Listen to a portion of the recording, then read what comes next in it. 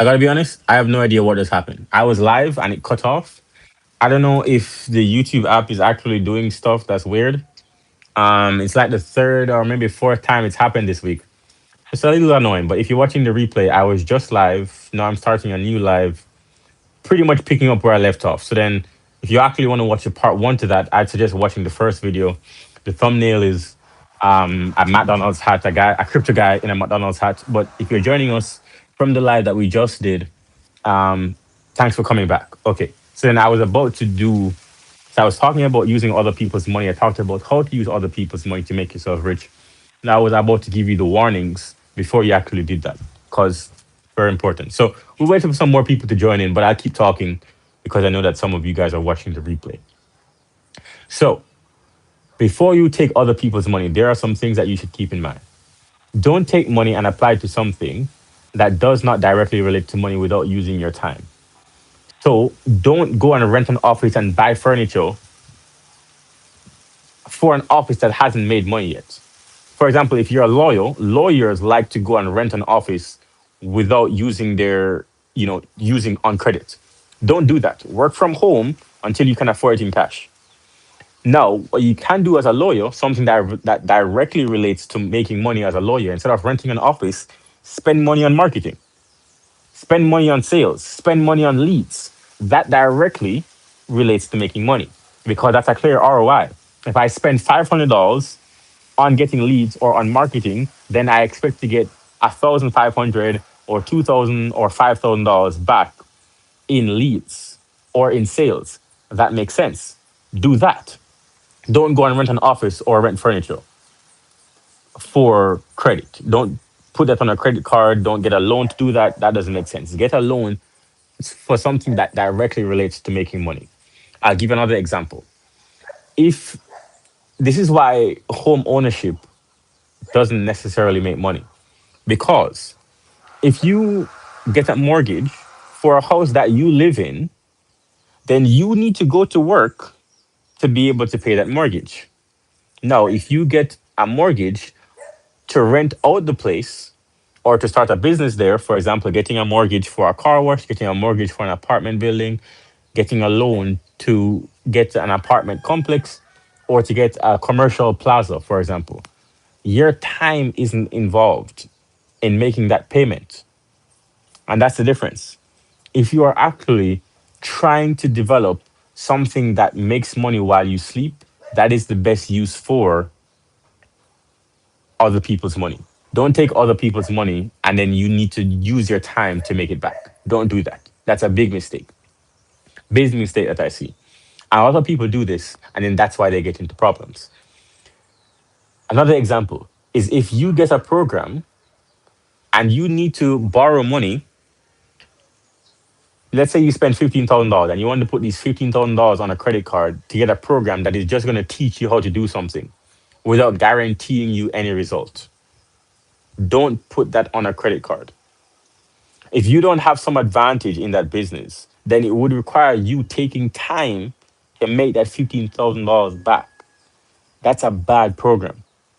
You want to make money in a way that it does not involve your time.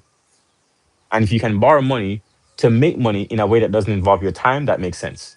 I'll give an example that does make sense. If you are buying a property that you can flip the contract for in 6 months, then you can use that money that's not yours.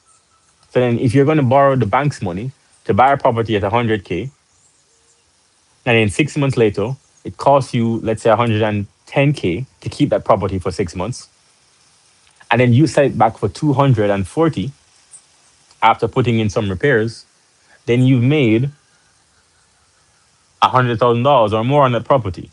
That makes sense to borrow for that purpose, but it doesn't involve your time. Don't borrow money for something that involves your time. Okay? If it's per hour for you to make that money back, don't borrow money. I'm not sure how many times I'm going to say this. It's for this reason why I agree with Dave Ramsey in one specific thing. Don't take this the wrong way, because someone is going to clip that and say, "Hey, see, he agrees with Dave Ramsey. In 10 years, they're gonna clip that video and say no."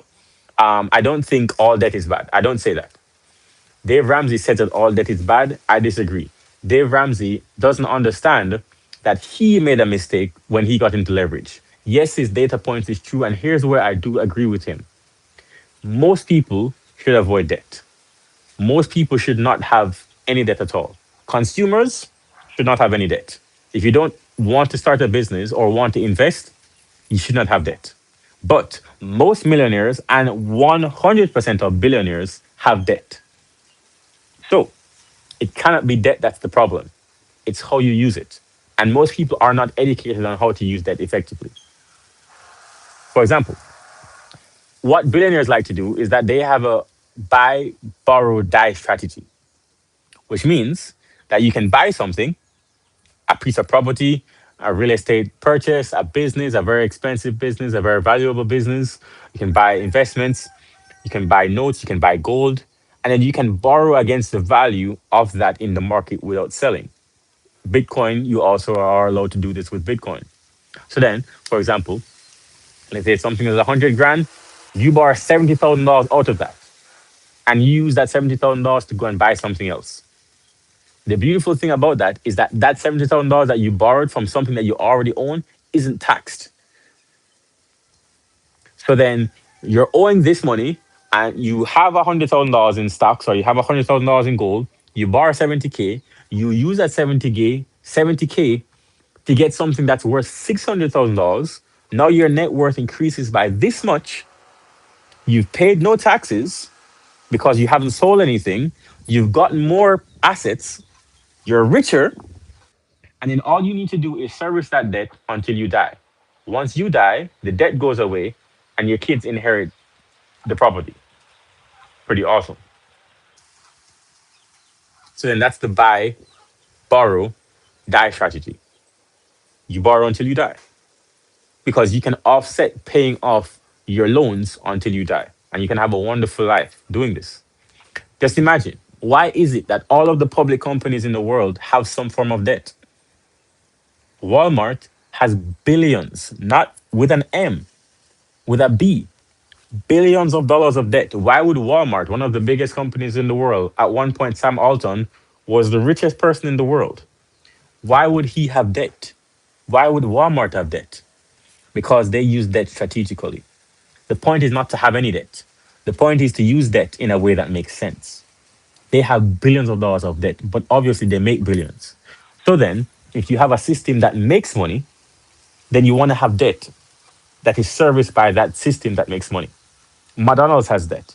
Apple has debt. Tesla has debt. They're all making money, all profitable companies. All of them have debt. Nvidia has debt. Oracle has debt. Twitter has debt. Facebook, you name it, they all have debt. So then don't run away from debt because you're scared. Understand it and then use it to your advantage. Right? That's what I like to tell people because it makes sense. Most millionaires use debt, all billionaires use debt. Makes a lot of sense. Once you do, once you understand that, then you look at the world very differently and you look at the world as an investor. I'll tell you, one of the things that I had to change, maybe you didn't know this about me, but I'll tell you guys anyway. One of the things that I had to change was that when I was younger, I was a cellist, cello player. So I played the cello. And my dream before going to college was I was going to play cello and then I was going to become the best cellist that I could, travel all of the Caribbean, and I would just work every day. If I didn't perform, I didn't make money. I would teach music, I would perform, I just tried to live a good life doing that. But then what if something happened to my fingers? What if I got injured? I can't work, right? What if I'm in the hospital for 3 months? What happens to my family? These are things, thoughts that I had. What if you are in your job right now and something happens to you for 3 months? God forbid, obviously, most people don't go through that. But what happens to your family?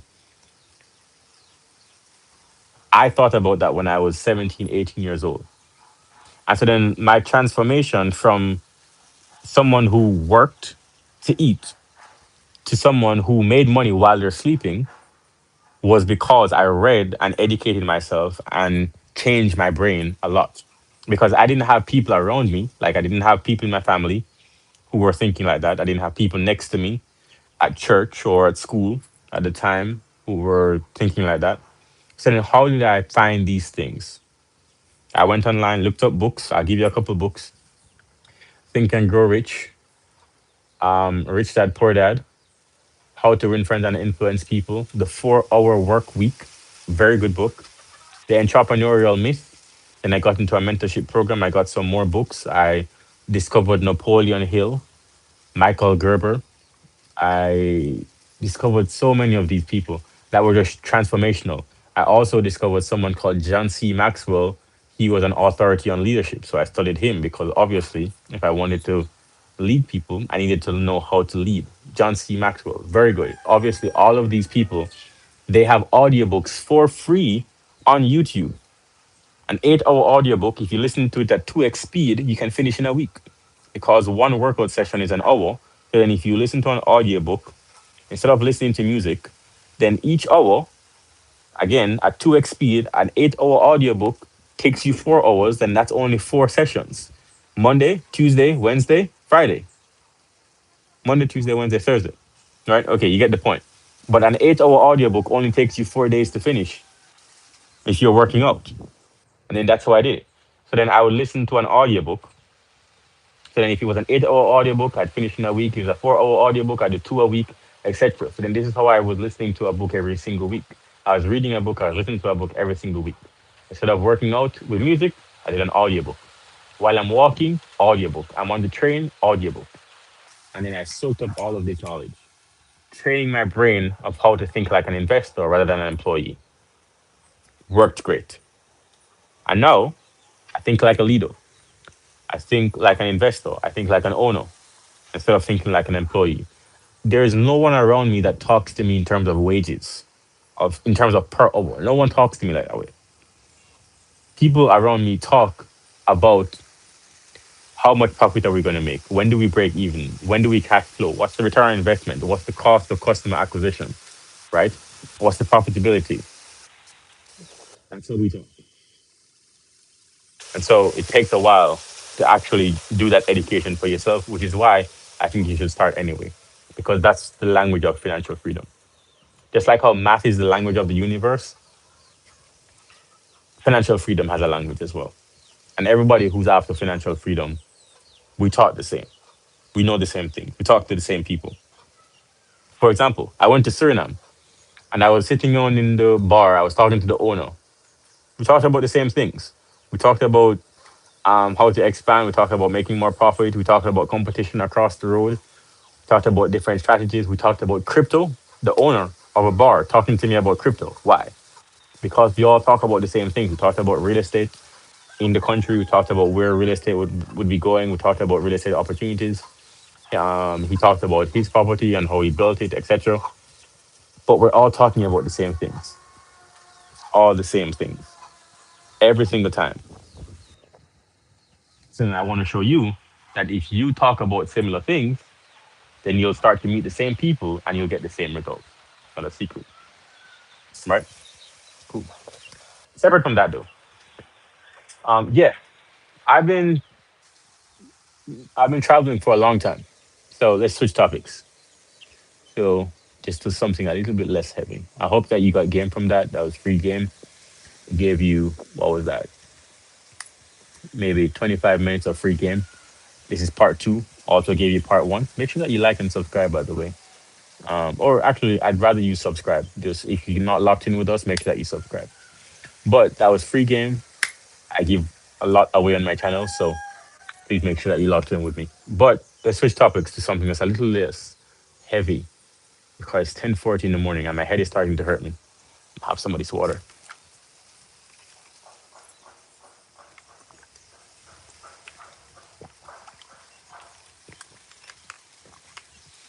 Talk about travel. I don't know who's in here, by the way, because I can't see the top of this thing. So I don't even actually know how many people are in here. But anyway, I got stories. Got stories for days. All right, which story are we bringing up? Should we talk about Brazil? Should we talk? Oh, damn. I have a story for you guys. All right, I'll tell the story real quick. So this was New Year's Eve. Okay. So New Year's Eve of 2024, New Year's Eve just gone. I had a date. So I'm dating someone. We met online, and we were going to go to the beach, and we were linking up. It turns out that I was going in a group. So it was six of us. And two people out of the six knew this person. They hadn't seen them in years, but they knew them. It was kind of a nice reunion. So we all met up together, and that was New Year's Eve. This is a funny story. So tell what happened. So night is going on. This is New Year's Eve. Remember, it's a countdown to midnight. So then, midnight, I'm thinking, okay, cool. New Year's Eve. What happens when the countdown happens? You're with a date, you kiss them. Cool, cool. So it's a countdown, it's dancing. Everybody's dancing. This is Brazil. It's a million people on the beach. This is San Luis. We're partying, man. They have loudspeakers and you can see people. As far as you're looking, you can see people. It's crazy. And it's nighttime and everybody's in white because for some reason, when you're in Brazil, New Year's Eve, everybody's in white. So people are in white pants, nice white dresses. You can say, and these are Brasileiros, right? So then everybody looks so sexy. And the men also dress nice, white button-down shirts, people in white t-shirts, people in white beaters that are also white. People have on white shoes, nice. Colors, no problem. And people are dancing, reggaeton, good time. We count down 11:50. We're hugging, we're talking, we're laughing, we're drinking. Everybody's drunk. It's mid New Year's Eve. 10, 9, 8, 7, 6, 5, 4, 3, 2, 1. Fireworks go off. It's crazy. It's lit. Everybody looks to each other. It's six of us. We kiss. Cool. No problem. This is where the story gets interesting. 5 minutes after that, my date pulls away from me. I was like, yo, you cool? She's like, yeah, yeah, I'm cool. I don't know what's happening. Then she says, hey, I'm going to go and get a burger. I'll be right back. She leaves. She gets a burger. I'm talking to everybody else.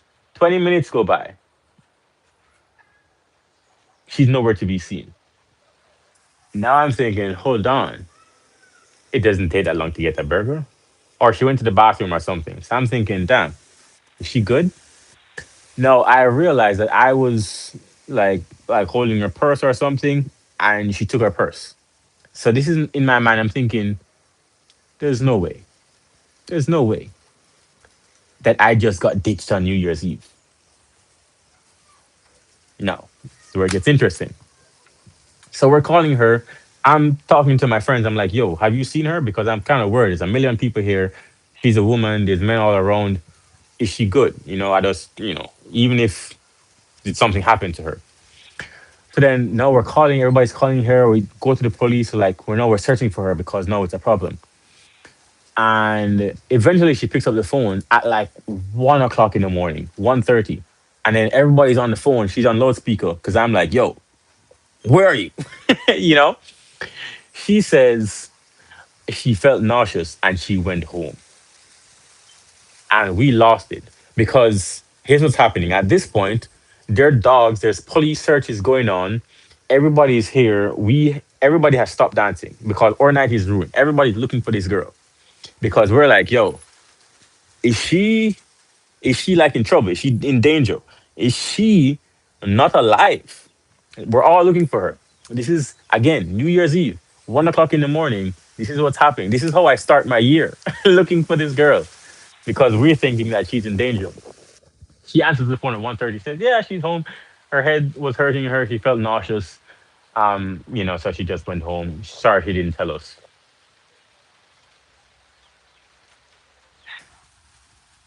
That's how I started this year. 1 o'clock, 1 hour into 2025.